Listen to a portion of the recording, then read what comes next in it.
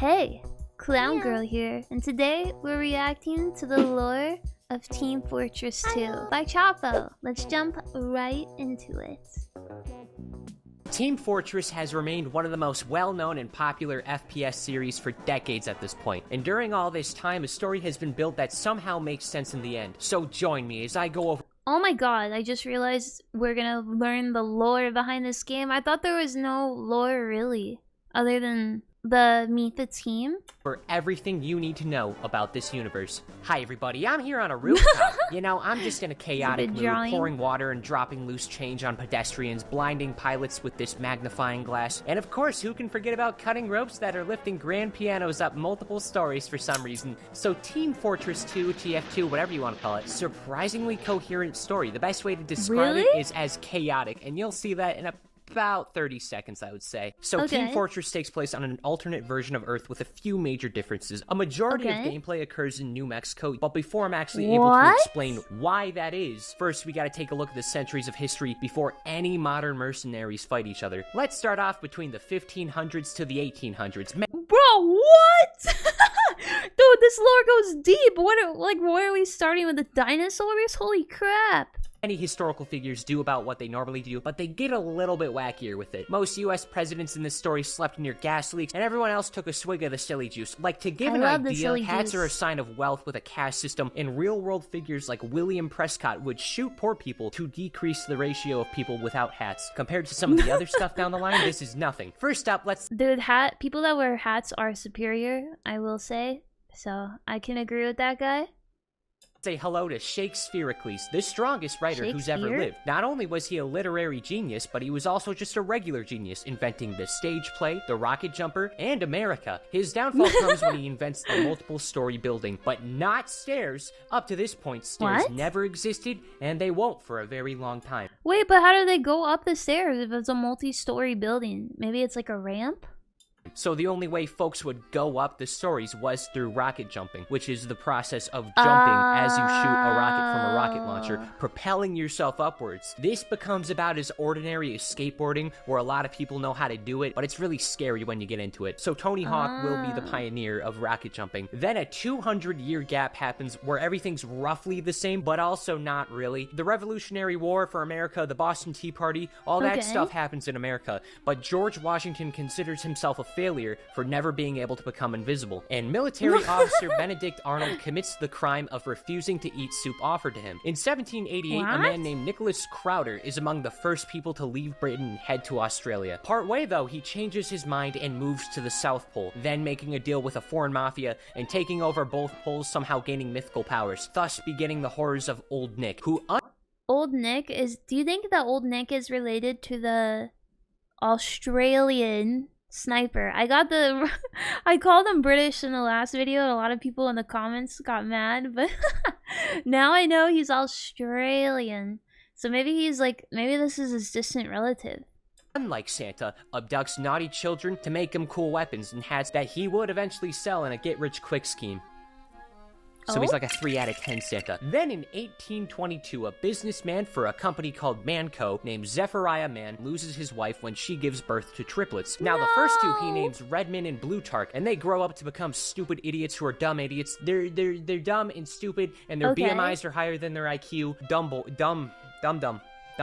Now the third son is completely different, hyper-intelligent, invented a new form of algebra. At this age, he can already talk, as the father plans— Dude, that sounds like the engineer, because the engineer is super smart, but I don't think he's a triplet. Oh, well, this is way earlier before the team was born, right? to smother him to death, an eagle swoops in and takes him his food. This is a problem at the time. Now, Gray is actually going to survive this instance. When dropped off to the eagle nest, he kills the mother eagle along with her babies before crawling back to civilization and using his intellect to grow an empire. 28 years will then pass, and in 1850, Redmond and Blutarch now— Why did he have to kill the eagle? That's so messed up. Why did he have to kill the eagle? Also, is the smart guy the one in the wheelchair? Oh, I think that's their dad. That's probably their dad. I was like, well, he's not that smart if he ended up in a wheelchair. He probably, with like, if it's not, you know, Anyway. Working in Manco with Zechariah convinces him to purchase a shit ton of land in New Mexico. Unfortunately, on account of the brothers having as many brain cells as I have eyelashes, it turns out all of this land is going to end up being useless desert and nothing more than the gravel capital of the world. And then all of a sudden, Zechariah freaking dies and stuff. He has unfinished business. He's going to be stuck on Earth forever. Heaven and hell exist in this story, by the way. Now, really? Zeph is a bit salty about spending his final years with all this useless desert space. So on his will, he gives his friend Barnabas Hale the company of Manco. He gives his assistant Elizabeth the company to watch over, and he gives his 2 sons the useless land perfectly equally, where the bros are going to keep fighting over it for the rest of their lives, and beginning what will be known as the Gravel Wars. So oh my god, it's all coming to... Oh my god, that's where they fight. Red versus blue. But then they each hire mercenaries to fight over the land indefinitely. The first batch of mercs includes a few folks like Nikola Tesla, and this guy, he looks neat. But most importantly, Abraham Lincoln as the team Dude, pyro. In crazy. 1857, Abraham Lincoln finally invents stairs. I feel like Abraham Lincoln is in literally every cartoon lore I've ever, like, dived into. You know, Abraham Lincoln is heavily involved in Adventure Time lore. Like, heavily involved. And yeah, he's a vampire hunter. Like, Abraham Lincoln is he's across many universes, a very important guy. And dies trying in the middle of rocket jumping to his stairs in his lab in the Ford Theater, where John Wilkes Booth, known for his Tower of Hats, also assassinates him, wanting to get the top hat. In my opinion, Lincoln's death is the 3rd most embarrassing way to die, right outside of forgetting to drink water and smoking. This tragedy scares all scholars enough to where they agree to never invent anything ever again, instead opting to learn exclusively astrology. Now, by this time, the son of Barnabas Hale, Bilius Hale, has taken his father's position and proceeds to beat the shit out of John Wilkes Booth as he holds him down, letting the public take turns. Oh, that is a picture of jiu-jitsu, and the guys in jiu-jitsu, dare I say it, they give a little bit of a yaoi code to me. A little yaoi coded. If you like literally could, there's a thing called a butt drag where you just, anyway. Shooting the criminal in a public you can execution. Look that up later. This is also around the time where the most valuable resource is discovered, something objectively more powerful than gold and oil combined. Australium, named after the country it was founded in. Australium can easily change states of matter and is absurdly valuable. By the start of the 20th century, they already attained an advanced country by our standards. And it's basically vibranium, but instead of being given to a mostly peaceful and pretty cool bunch of people, it's given to Australia. Good lord, everyone else is in danger now. Just by being exposed. Okay, I feel like Australians are pretty cool and chill bunch of people, but maybe not in this universe. To the materials, the Australians all get giant muscles, majestic facial hair, and become obsessed with drinking and fighting. This shit's laced with testosterone. When the Australium will run out, so will everyone's abilities, so it's real important that that doesn't happen. Otherwise, the Australians become squishy baby humans again. But not really, because like the outback is scary, dude. And even though he's not alive until the mid-1900s, Saxton Hale is the exception. Even though he is Australian, he doesn't lose his abilities. Maybe he fell into a pot of it as a baby. Maybe he worked so hard to give his abs. What the heck? That's him with Scout. Wait, he's not a playable character, but he's in the universe? Doing what? He's immune, or maybe it's because he's Saxton frickin' Hale. Does it matter? 1890 is when another era occurs. Redmond and Plutarch have been fighting for 40 years at this point, with no progress on either side. They both have agreed whoever dies first loses, and as the brothers near old age, Plutarch gets the idea to simply outlive Red, and hires Radigan Conager to make him an immortality machine that runs on liquid Australium, capable of keeping him alive for seemingly until Australium runs out. However, Elizabeth, still working for Mann Co for some reason, hires Radigan to give Redmond the same machine, thus making the endless battle become super duper epic. Wait, what the heck? Why does she... Nobody knows, but now the brothers are practically immortal, still idiots, and doomed to pit their mercs against each other forever. Why does Elizabeth want them to last forever? That is so interesting. Endless. This means nothing. The brothers are still at the same point. In 1921, the staircase saga finally comes to an end when American President Franklin D. Roosevelt loses his legs in a rocket jump disaster, and he gets so peeved how not wheelchair accessible America is. That is so funny that their lore behind people ending up in wheelchairs is they disfigure their legs in a rocket jump accident. Like, there is no other. I haven't heard a single other reason why anyone has ended up in a wheelchair in this universe. Stumbles upon Abraham Lincoln's notes and finally invents the proper staircase. In the 1930s through the mid-1960s, a lot is going to start happening. Now, you might notice there's actually a number next to the word Team Fortress. This number is controversially known as a 2. And Yes, Tua. I actually wondered this for so long. Like, if there's a Team Fortress 2, then that means there was a Team Fortress 1? Or just Team Fortress? Oh my god, I'm actually excited to know. In this case, it implies that there is a second Team Fortress, meaning that chances are there might just be another Team Fortress game. Oh? That's what happens in the 1930s. Team Fortress Classic takes place during this time. And guess what? This means nothing. Nothing changes. The war is the same. But it happened. It's around this time that Saxton will finally inherit Mann Co. He makes hats and weapons and all this stuff the brothers used to fight, quickly growing to become one of the richest men in America and hunting down all of those ahead of him. In his free time, he's gonna get a girlfriend named Maggie and hunt down any powerful animals he can find, thus making many species go extinct. This creates a lifelong rivalry with his old teacher, Charles Darwin, the inventor of the zoo and the protector of all wildlife, who saves animals from Saxton's Australianness. In this period, so much happens. Mercenaries swap out or die or retire and all of that. The fight's going, but there still is one more thing worth noting. It's unknown what actually happens to Elizabeth, but the mantle is given to her granddaughter Helen, more commonly known as the administrator. She's gonna hire an assistant that goes by Miss Pauling, and just like her grandma, the administrator is pushing for perfect neutrality, preventing either side from knowing that it's rigged from the start, really prohibiting any sort. So that's why it's like an ongoing war. You have like red versus blue who want to win, and then you have this girl in the center who wants to never let any person win. That's kind of crazy.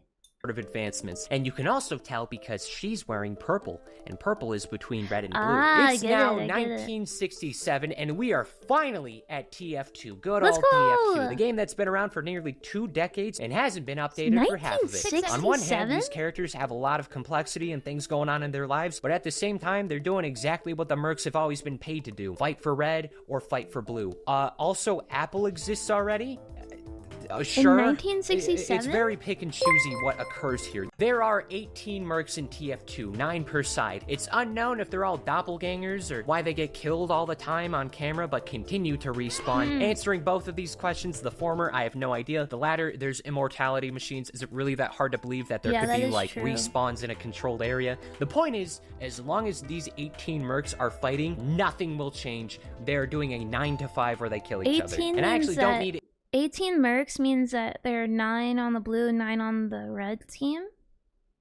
Did I meet 9 characters? There's like, I feel like there might be someone I'm missing. Introduce all 18 mercs. Due to circumstances I'll get into, Miss Pauling actually develops a significantly stronger relationship with the red team. And as such, when things happen, we spend way more time with the red team, meaning that as a result, we know way more about them and they're far more prominent. That's not to say that blue team's useless, but roughly 90% of all the team-specific moments go to red. For example, one of the locations the team usually fights in is Two Fort, and as a PR stunt, the administrator hired a filmmaker to market the mercenaries on red to justify all of the fighting in the local populace. And this ends up working pretty quickly, also in part because the town water supply has been riddled with lead on account of... Well, you know. Oh, by the way, bullets. the whole stunt leads to the film guy's death. Bullets. It's used as a warning to keep everyone, like, not sharing their information. The administrator is not the type of boss who has casual Fridays. Like, to give an idea, Heavy and Pyro go to her firsthand and ask for weapons, and her first instinct is to... Oh my god, so I heard this theory about Pyro, that Pyro might actually be a girl, which is so crazy. I hope that she's a girl. That makes sense why I really like her. Blow everybody up. So let's start off with the more simple mercs and work our way up. Starting off with basically who's the mascot man, the Heavy, a Russian man named Misha, whose family got sent to Siberia camps in 1941 when his father was part of the USSR counter-revolutions. After 3 months here, he leads his family out into the Siberian mountains where they hunt bears. Heavy does a bunch of stuff for his folks, yet he still finds time for his own passions and relationships. He gets a PhD in Russian literature, he likes sandwiches, and he especially cares for the team medic. Heavy's gonna remain this stoic and wise, friendly pal who does in fact have a kill count that reaches the triple digits. Next, there's Sniper, Mick Mundy. He's an Australian and pisses more than 8 people combined. That's an insane drop-off between people. His parents aren't all too jazzed about him being an assassin, with them calling him a crazed gunman. He's honestly just a guy. He's probably the most normal. He just comes in, does his job, and leaves. Which is crazy because he's Australian, and this world makes Australians to be like crazy people. Scout's real name is Jeremy. He's a Boston boy and the youngest of 8 brothers. Illiterate, egotistical, but at the very least, a quickster. Wait, he's illiterate? Of all the time he spent with Miss Pauling, he got a little crushy crush on her.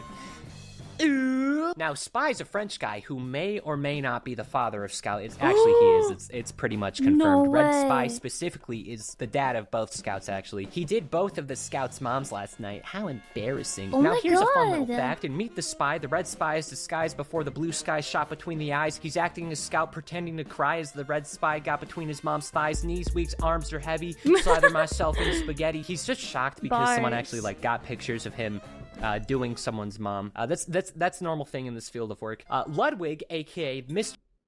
His name is Ludwig? Oh, no way. That's a German name?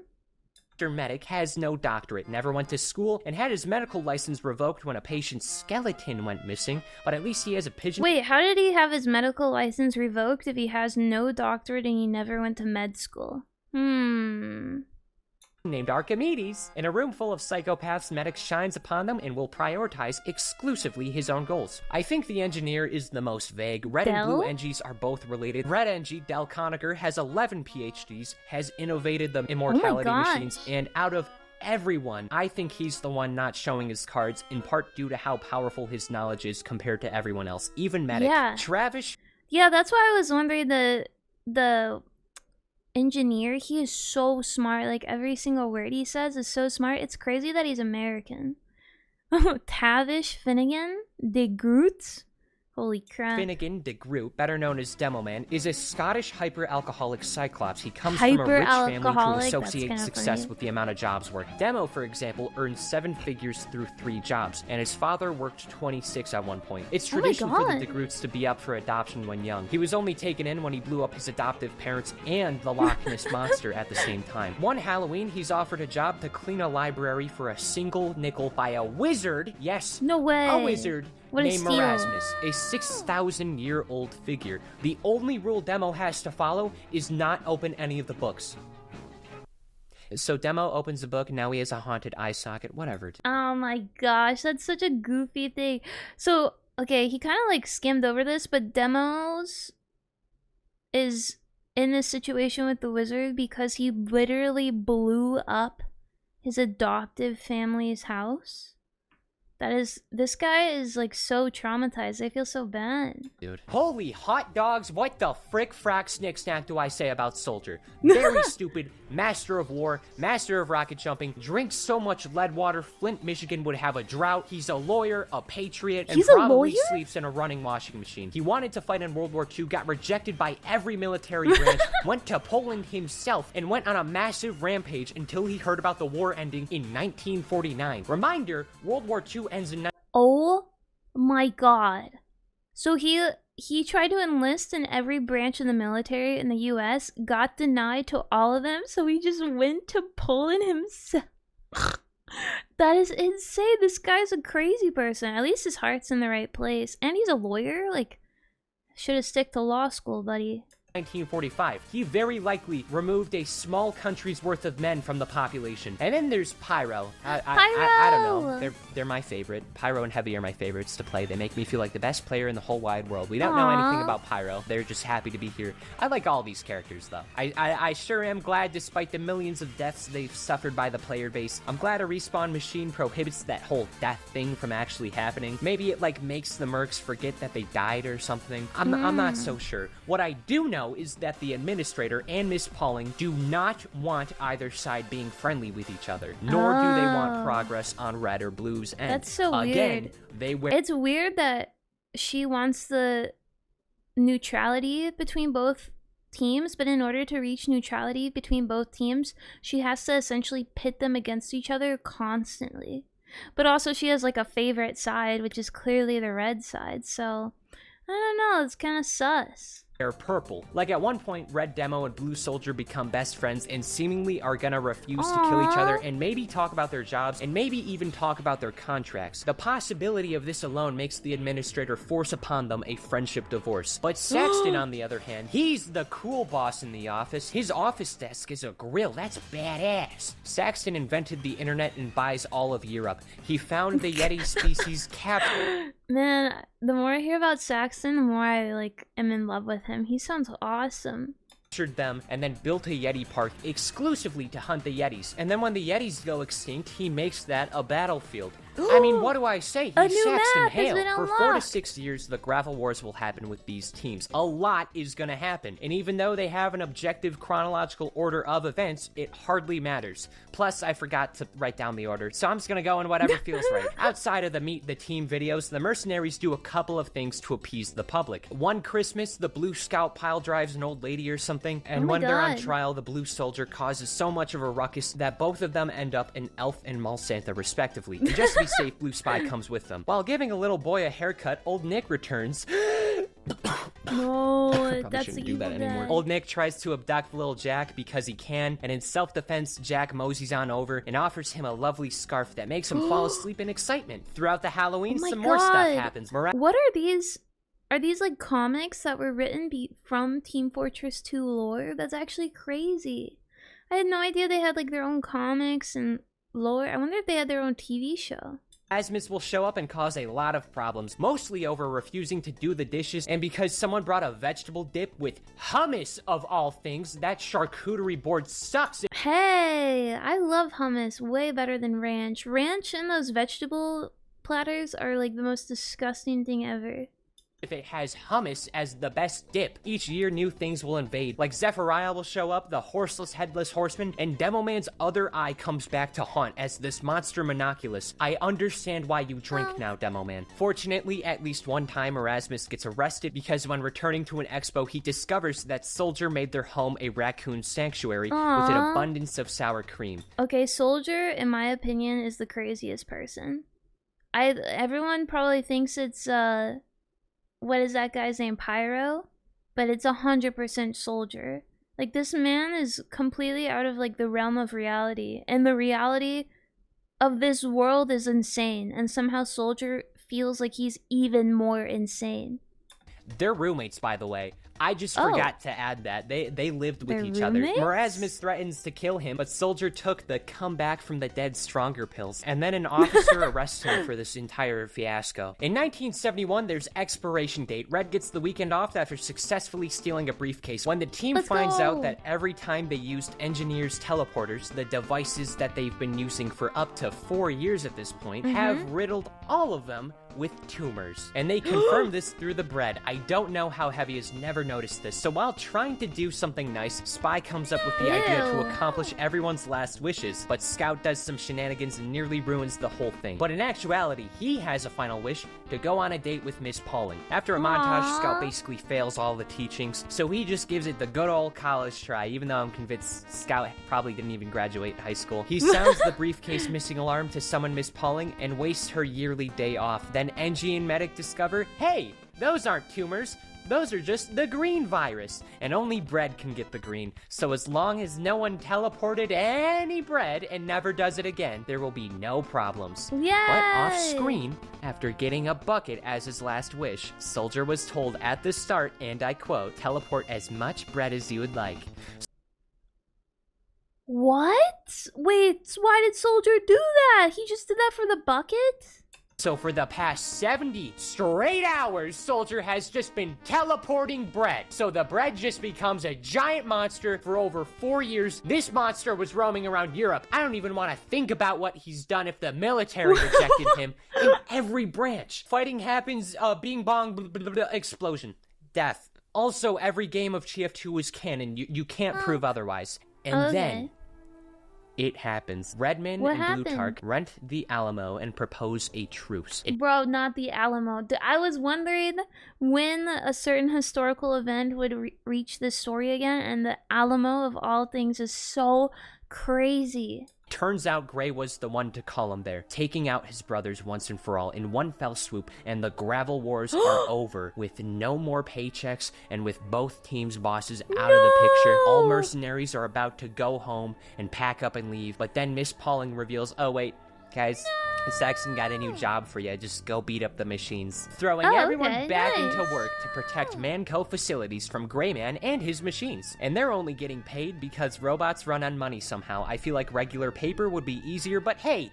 that's fine. Heavy like sandwiches. In this man versus machine period, there's still more stuff. That is like the third time you said heavy like sandwiches. I think there's like a sandwich thing in this developers. And the storyboard artists, there's something about sandwiches they really like. I don't blame them. I love sandwiches.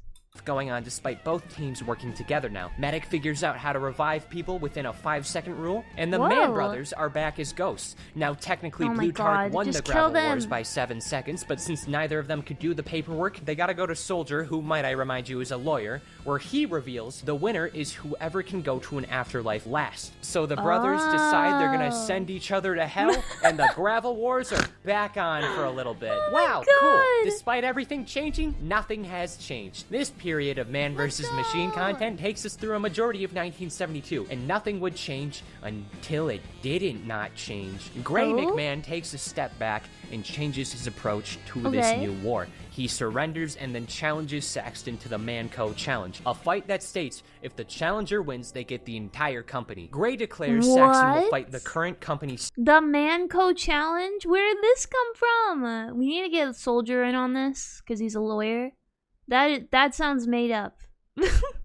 That's just ridiculous. CEO, and knowing that Saxton will only spare babies, Gray promoted his daughter to the CEO, making Saxton instantly forfeit and instantly ending the challenge, throwing away Manco. But could you imagine if Saxton just ignored it and like just threw that child out the window like a discus? This is the same story where people died over hats. It's not impossible. The tragic failure on Hale's part results in all mercs losing their job to AI. The administrator tells all of her employees to scatter and go into hiding, and this only becomes an issue for 3 of the characters. Soldier needs to move out of his castle, and somehow his scouts helping him load his stuff. Soldier breaks both of Scout's arms. Now right before Spy leaves, Scout asks for help attaining his savings at the 2-Fort Bank, and this turns out to be exclusively Tom Jones merch, thinking that his death will significantly increase the value of it. And this ends up leading to stupid bickering and the 2-Fort mayor trapping the two in the us when we get Pokemon cards, but Pokemon cards can't increase value because Pokemon can't die because they aren't real.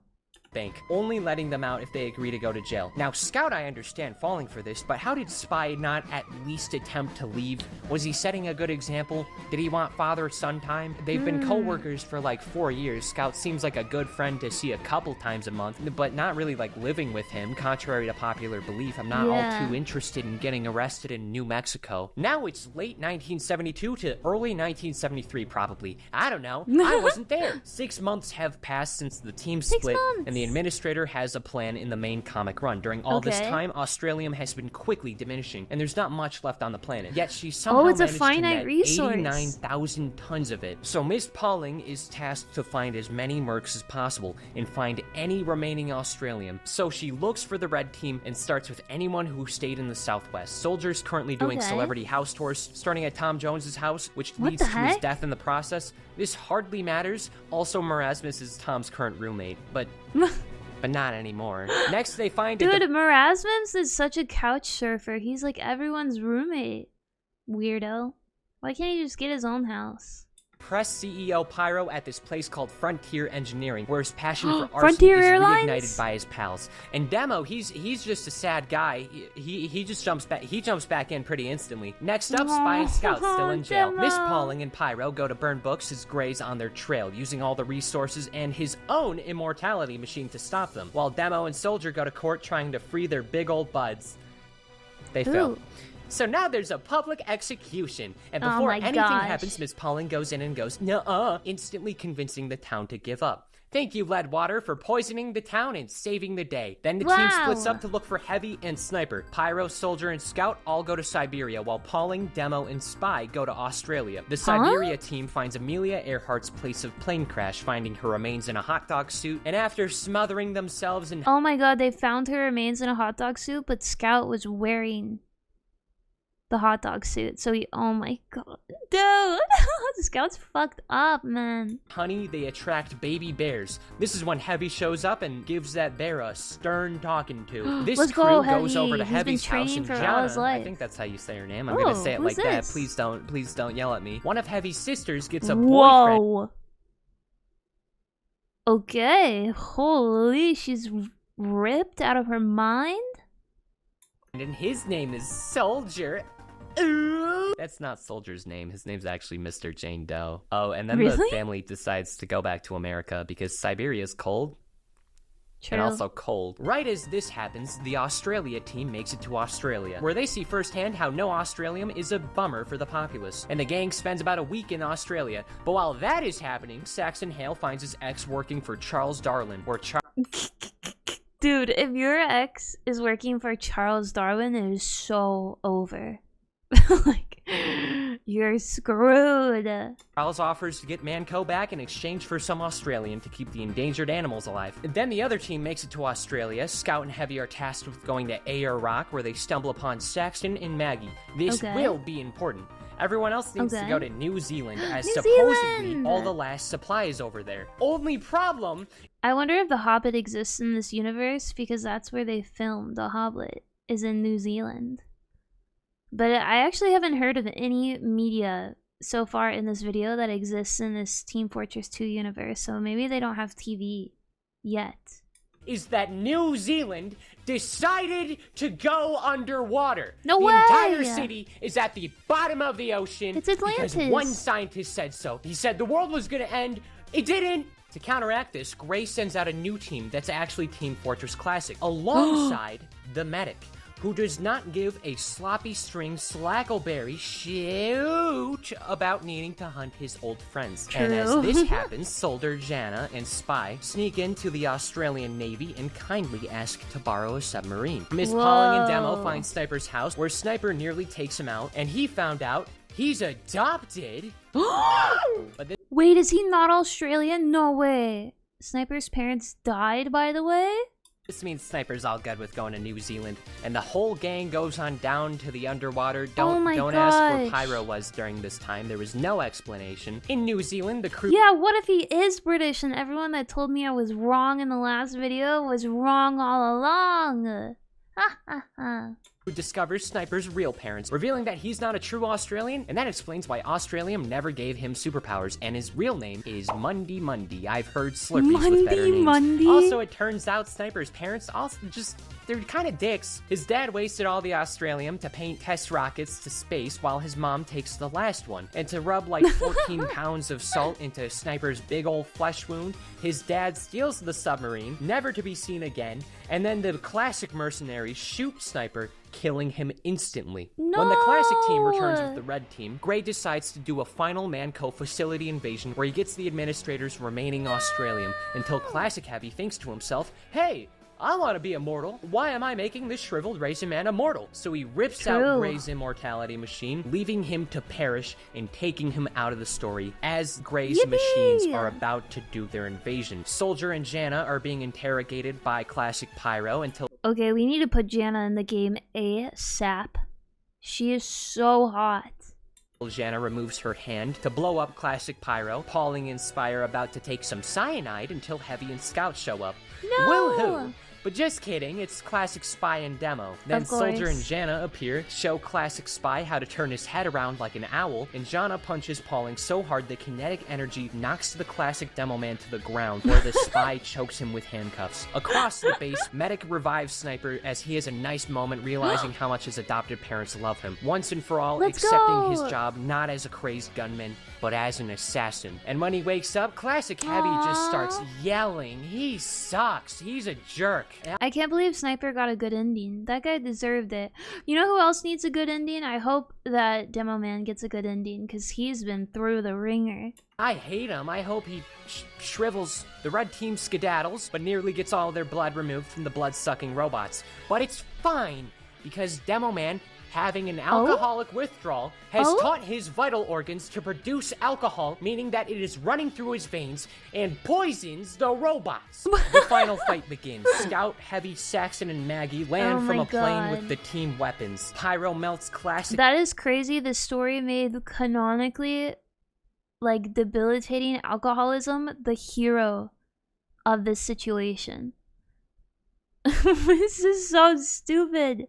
Scout and Classic Soldier, Spy and Sniper get Classic NG and Classic Sniper, and on their way back they stumble onto a near-death Scout. Spy disguises himself as Tom Jones and announces how proud he is of his son going down this path, and Scout goes out smiling, finally knowing once and for all his father was Tom Jones, but actually... Yeah, like, why would Scout think his father is Tom Jones? It's so stupid. Spy. He doesn't die, by the way. This is TF2. The good guys live forever. Of course. In heaven, God and Scout are home dogs. They have foosball tables. They send Tom Jones to super heaven, and Scout gets to revive himself. Back on the battlefield, all the fighting is fighting, ending off with a Heavy versus Heavy fight. It's mostly going toward Red Heavy's win until Classic Heavy puts on Gray's Australium device and stains Medic's perfectly good coat with strawberry jam. Now, wait, but Australium only affects Australians, so does that mean Classic Heavy was Australian? It's a conspiracy. Medic was a German who was very likely in World War II, so he's going straight to hell. But during this time, Medic stole the souls of either the Classic or Red Mercenaries, meaning that the devil owns only a 1/9 of his souls. But in exchange for 2 more of those souls, he gets brought back for 50 years. Now, Medic reveals that he stuffed baboon uteruses in Classic Heavy, which baffles him so much, it provides Red Heavy with enough time to pull out Gray's immortality machine, which drains the rest of the life force. It's all over. Red wins. Australium is gone forever. Let's and then go! It's revealed during all of this adventure, Engineer's been with the Administrator, rationing the remaining Australium that they have and keeping her deceased for upwards of several hours. She only has about 6 months to live, and she just goes, let's just ball, I don't give a hoot. And she goes, all or nothing, uses the rest of it at once, gives her 1 hour of youth. And oh man, nice. The finale comic, yeah, so I think Engineer has a thing for the Administrator, because why would he put in all that work to make her immortal when she's eventually gonna die? I think that might low-key be a thing for real. The finale comic of this is crazy. It doesn't exist. What? There was no finale. No! What? Why does this keep happening? See, Valve, the creators of TF2, are very bad at Wait, Valve like Steam? Like Steam Valve? What? finishing things. They like making good games, but don't really like counting to 3. The last update for TF2 was 2017. That's over 6 years ago. Finish the comic. 1 issue left, but no! We don't get to see it. We don't get to see anything. Did they ever finish the comic? So here's what I would guess. I think Saxton would punch Charles Darwin in the face and refuse Mann. I don't care about your guesses. I want to know the comic. Oh my gosh, what the heck? Wait, so Valve made Steam before or after they made TF2? Co. I think Elizabeth and Helen could be the same person, and she was going to destroy the Mann Co legacy, which is why the story never escalates through the Gravel Wars. And I think all of the mercs would have found some new jobs, some together, some doing their own things, and in the end, it doesn't matter. TF2 mostly lives on via the community, who, you know, they got some good things like TF2 Classic, and then they got some bad eggs, like every community does. Treat others how you want to be treated, guys. Don't be bucket dippers, be good people. Wait, what is the that's bad all, folks. community? Look at this sad statistic and feel guilty. Here's a gamer subs code. Hey Tyler, there's someone behind you. I could barely read that gamer subs code. You gotta leave that on longer, guy. Wait, there's something behind me? I love doing that joke. I hope that freaks someone out. Really? Aww. I don't have much else to add. Dude, someone just smoked like took a huge hit of a bong and then watched this video and got so scared. Say is, oh, I don't know, maybe, oh, I don't know. Finish the comic! Okay. I guess it's time to finish the comic. I hope the comic does get finished. Dang, that's crazy. Oh my gosh. They did finish the comic? What? Aw, man. I gotta watch more in-date video. Anyway. Thank you so much for watching this react video. Leave a comment down below what you want me to watch next. I got a couple playlists for you on the left. You can subscribe on the right or down below. Until then, I will see you next time. Hunk. Bye bye.